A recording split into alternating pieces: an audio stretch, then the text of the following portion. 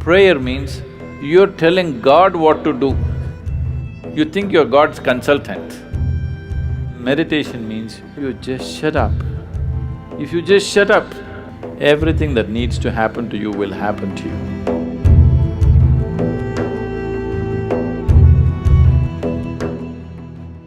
So touching that dimension which is beyond the physical means you want to touch that dimension which is the basis of the physical.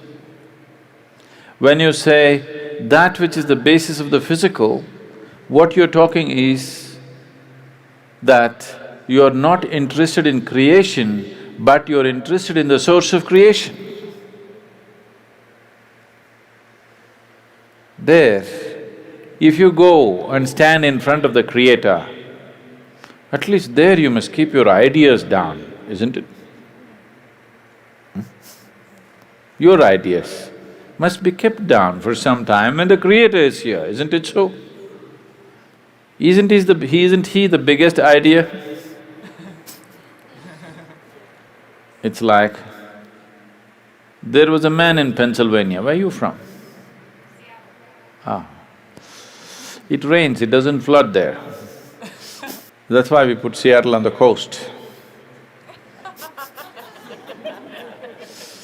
Otherwise, it would flood, that place. So Pennsylvania, there was a man in Pennsylvania. Once there was a big flood and… Are you okay if there's a joke inside a joke? You're all right. The flood was beginning to happen, the water was filling up, and there was a very enthusiastic young journalist who was reporting stage by stage, hour by hour as to how the flood is progressing, Because that is journalism. Somebody is drowning, report to the world, this man is drowning, look at him drowning, take it on the video and show it to everybody how a man drowns. You don't throw the goddamn camera and get the man, no. You show the whole world how a man can drown in a flood. So, these are not the days of video cameras, only, Morse code is how the report is being filed.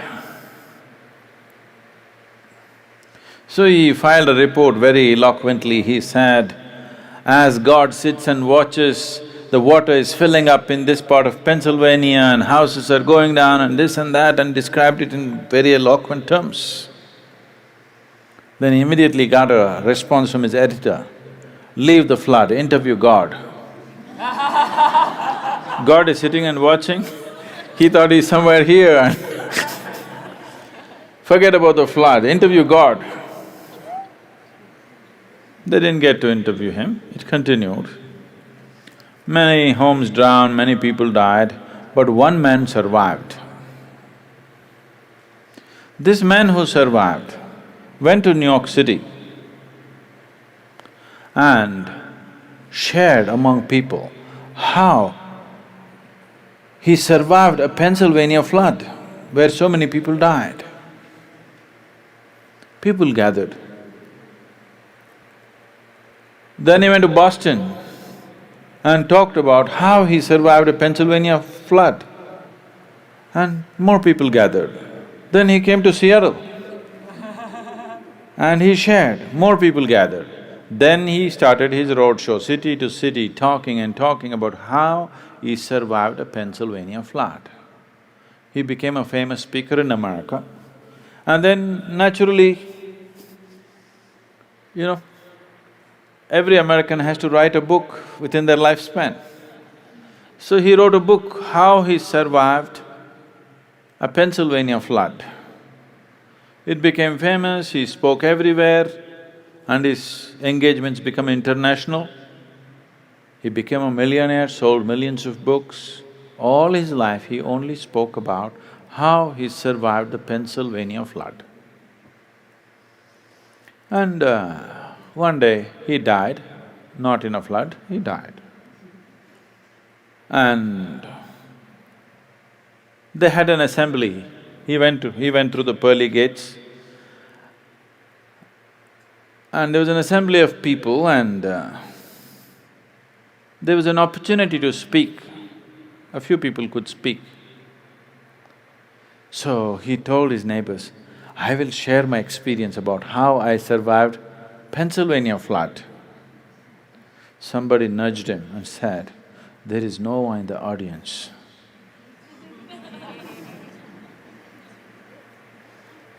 Okay? So, now you don't go stand in front of that which is the basis of creation and throw your ideas at him. You are his idea. Yes? You are just a figment of his idea. If he withdraws his idea, you're gone. So you don't put your ideas. So this is the essence of meditativeness. Prayer means you're telling God what to do. You think you're God's consultant. Meditation means you have understood your limitations, now you just shut up. If you just shut up on all levels, everything that needs to happen to you will happen to you. All the training is just to help them to shut up. That you don't throw your silly ideas at the Creator, you just shut up.